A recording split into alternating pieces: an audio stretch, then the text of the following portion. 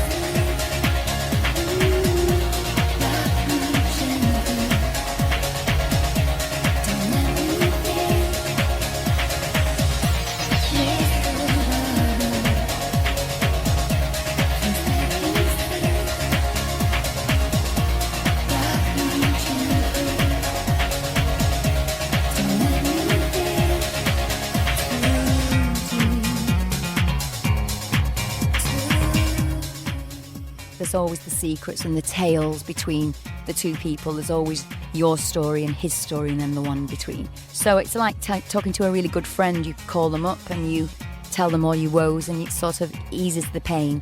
So I wrote it down, but I didn't tell anybody what was actually going on. I just kept it quite abstract, but it really did help me.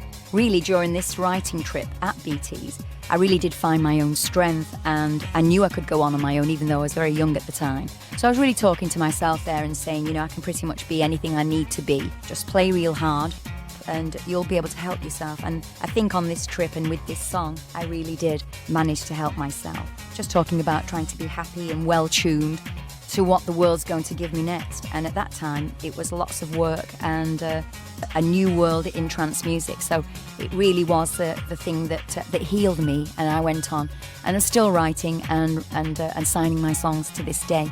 So that's 20 odd years later. But of course, I was only a baby when I was sat on that front step.